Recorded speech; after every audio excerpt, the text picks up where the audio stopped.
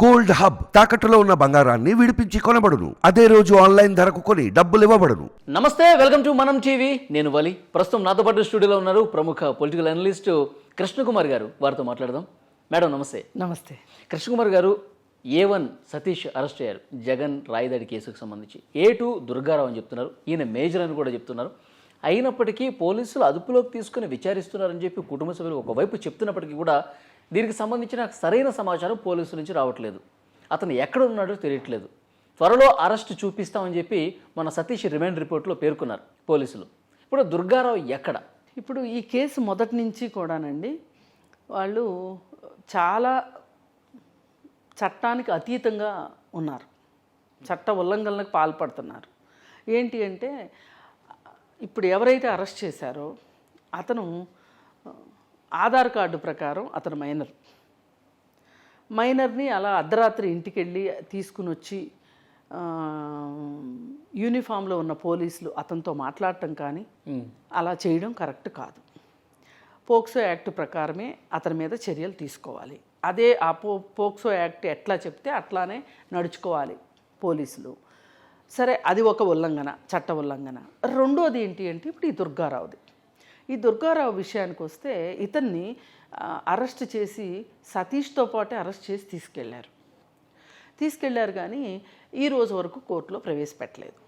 మామూలుగా ఒక పోలీస్ స్టేషన్లో ఎవరినైనా ఒకరిని విచారించడానికి తీసుకుని వచ్చినప్పుడు 24 గంటల్లోపు అతను విచారణ కంప్లీట్ చేసి ఇంటికైనా పంపించాలి, కోర్టుకన్నా ప్రొడ్యూస్ చేయాలి. కానీ దానికి భిన్నంగా ఇప్పటివరకు అతను ఆచూకీ తెలియలేదు. ఇప్పుడు చేయవలసింది ఏంటి అంటే అతని కుటుంబ సభ్యులు హెబియస్ కార్పస్ రిట్ వేసుకోవాలి కోర్టులో. అయితే ఇప్పుడు వాళ్ళ పరిస్థితులు మనందరికీ తెలిసిందే. వాళ్ళు దినసల కూరీల్లాగా అట్లా ఉన్నారు. వాళ్ళ తరఫున ఎవరూ లేరు. కనీసం ఆంధ్రప్రదేశ్లో రాజకీయ పార్టీలన్నీ ఎన్నికల కొలిమిలో మాడి మసైపోతున్నాయి. కనీసం స్వచ్ఛంద సంస్థలు కూడా బతికిలేవా అని బాధగా అనిపిస్తుంది. ఎందుకంటే ఆ రిట్ ఎందుకు వేయకూడదు? ఆ రిట్ వేస్తే గనక పోలీసులు చచ్చుకుంటూ ముందుకు రావాలి. ముందుకు వచ్చి అసలు అతను ఎక్కడున్నాడు, ఏంటి అతని పరిస్థితి ఏంటి, అసలు అతను ఉన్నాడా లేడా, ఒకవేళ లాకప్ డెత్ జరిగిందా, ఏం జరిగింది చెప్పాలి ఖచ్చితంగా. అసలు వాస్తవాలు ఏంటో బయటికి రావాలి. బాధితుల పక్షాన, పేదల పక్షాన మాట్లాడే వాళ్ళు ఉండాలి. అసలు ఆంధ్రప్రదేశ్ ఎట్లా తయారైంది అంటే ఉంటే రాజకీయం, లేదంటే డబ్బు. ఆ రెండు తప్పితే ఏమీ మాట్లాడట్లే అక్కడ. ఆ రెండు అతనికి లేవు, రాజకీయ అండదండలు లేవు, డబ్బు లేవు. అందుకే అతని పరిస్థితి అలా అయ్యింది.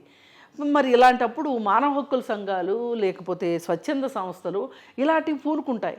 అక్కడ అవి కూడా లేవు, బట్టగట్లేవు. గత 5 సంవత్సరాలుగా ఎవరు నోరెత్తట్లేదు.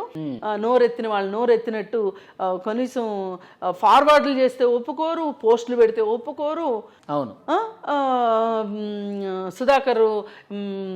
డాక్టర్ సుధాకర్ అతను మాస్కులు అడిగితే అతను చచ్చిపోయేలాగా చేశారు. ఇంకొక అతను ఎమ్మెల్సీ ఒక అనంతబాబు కారు డ్రైవర్ని చంపేసేసి డోర్ డెలివరీ చేస్తే అడగట్లేదు. ఇప్పుడు నిన్నగాక మొన్న శిరోమణనం కేసులో 18 నెలలు జైలు శిక్ష పడితే అతనికి నేను టికెట్ ఇవ్వను నీకు అని అనట్లేదు. ఎందుకు అనట్లేదు? ఏమి నువ్వేనా గురువింద గింజ, నువ్వు చూసుకో ఒకసారి. సో ఎక్కడైనా సరే బాధితులు మేడం, పేదలు. ఇప్పుడు ఎలా అయిపోయిందంటే మాట్లాడగలిగిన శక్తి ఉన్న వాళ్ళు కూడా ఏవో ఒక తప్పులు చేసి వాళ్ళు మాట్లాడలేకపోతున్నారు. ఇలా రకరకాల కారణాలతోటి ఆంధ్రప్రదేశ్లో హక్కుల హననం జరుగుతుంది. పేదవాళ్ళ పక్షాన, దళితుల పక్షాన మాట్లాడేవాళ్ళు లేరు. మాట్లాడకపోతే ఎట్లా? ఇప్పుడు ఆయేషా మేరా కేసు ఉంది.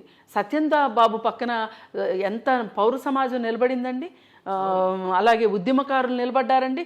వీళ్ళందరూ నిలబడబట్టే సత్యంబాబు నిర్దోషని బయటకు వచ్చాడు, వాస్తవం బయటకు వచ్చింది.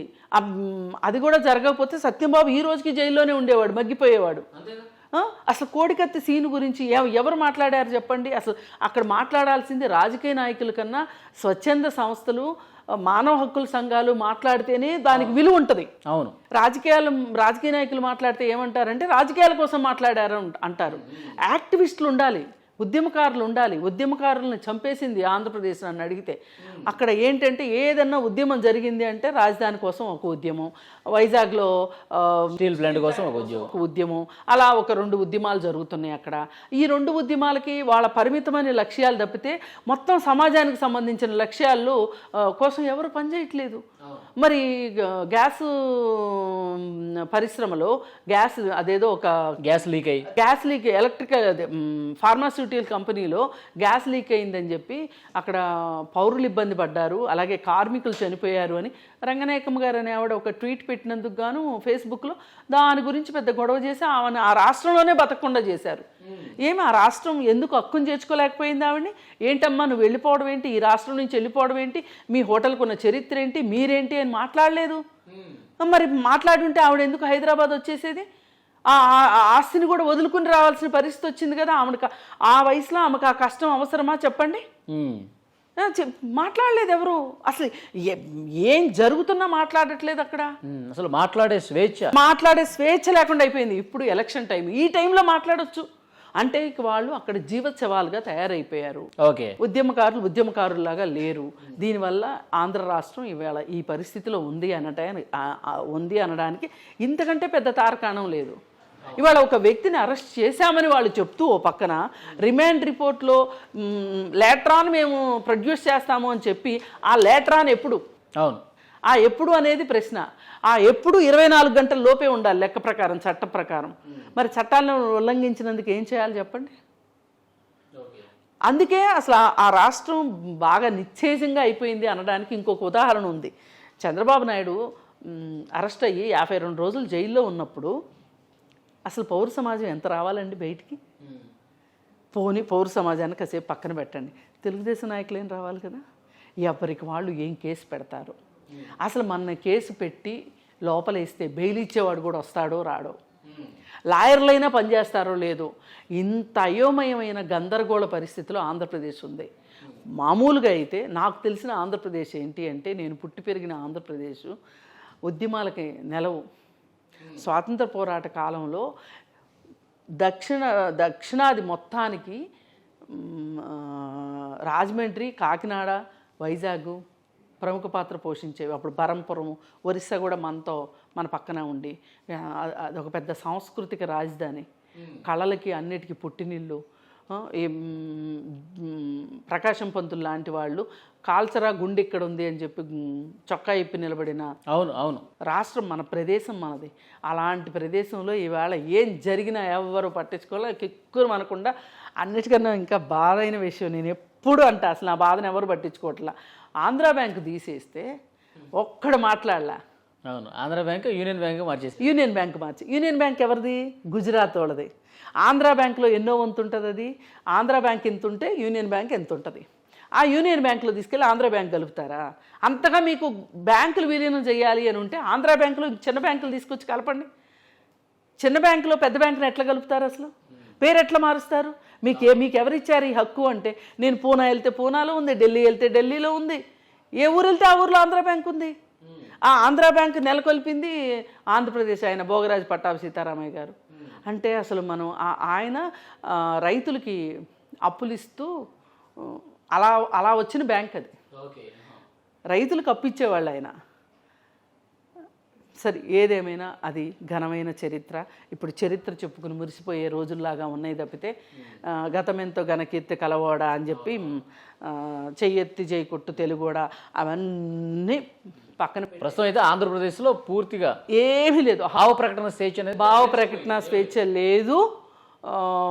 మనం రాయి వేశారు వీళ్ళే అంటే కూడా మనం సమర్థించాం. అది కరెక్ట్ కాదు. కానీ కరెక్ట్ కాని విషయాల మీద కూడా చర్యలు తీసుకుంటానికి సరైన చర్యలు తీసుకోవాలి. అవును, చట్ట ప్రకారం చట్టబద్ధంగానే తీసుకోవాలి.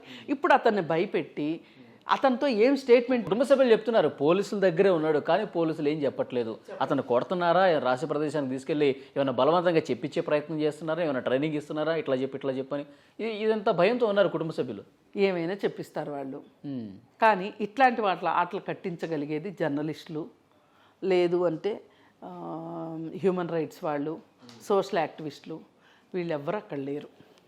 అది పరిస్థితి. సో వీళ్ళ పక్షాన్ని నిలబట్టడానికి ఏమన్నా మళ్ళీ జగన్మోహన్ రెడ్డి గారి అధికారంలోకి వస్తే మాకెందుకు వచ్చిన గొడవ అని చెప్పి అలాంటి భయం ఏమైనా ఉందా? ఉంది, అదే అంటున్నా. అందుకే అలా సమాజాన్ని ఆ విధంగా ప్రిపేర్ చేసి పెట్టేశాడు జగన్మోహన్ రెడ్డి. ఎందుకు అంటే ఇప్పుడు క్లాస్లో ఒకడు అల్లరి చేస్తున్నాడు అనుకోండి, వాడితో పాటు ఇంకో అల్లరి చేయనోడిని కూడా కొడతాడు టీచరు. ఎందుకు అంటే నన్ను ఎందుకు కొట్టారు మాస్టారు అంటే ఇది ఒక హెచ్చరిక. నువ్వు ఎప్పుడో అల్లరి చేస్తావు, అల్లరి చేసినప్పుడు నాకు కొట్టానికి తీరుకుండొద్దు, అందుకని ఇప్పుడే కొట్టాను అన్నట్టు. అంటే ఒక హెచ్చరిక అనమాట సమాజానికి. ఇందు మూలంగా తెలియజేయనిది ఏమనగా అని వీళ్ళు హెచ్చరికలు జారీ చేశారు. ఓకే. ఏ రూపంలో? సుధాకర్ రూపంలో, ఎమ్మెల్సీ రూపంలో, రంగనాయకమ్మ రూపంలో, అలాగే ఇంకొక జర్నలిస్టు యూట్యూబ్లో వచ్చిన దాన్ని ఫార్వర్డ్ చేసినందుకు అర్ధరాత్రి అతని ఇంటికి వెళ్ళి అరెస్ట్ చేశారు. ఇంకే జర్నలిస్ట్ అయినా ఎందుకు సాహసిస్తాడు చెప్పండి? అవును, అంతేగా. ఇవి పరిస్థితులు ఆంధ్రప్రదేశ్లో. అందుకే ఇప్పుడు ఈ కేసు కూడా ఇలా ఉంది. కానీ దీనికి సింపుల్గా దొరికే సొల్యూషన్ ఏంటంటే పోలీసులు అతన్ని తీసుకొచ్చి ప్రవేశపెట్టేదాకా కంటే కూడా వాళ్ళకి కర్రుగాల్చి వాత పెట్టేది ఏంటి అంటే హెబియస్ కార్పస్ రిట్ వేయడమే. ఓకే, చూద్దాం madam. Thank you very much. Thank you.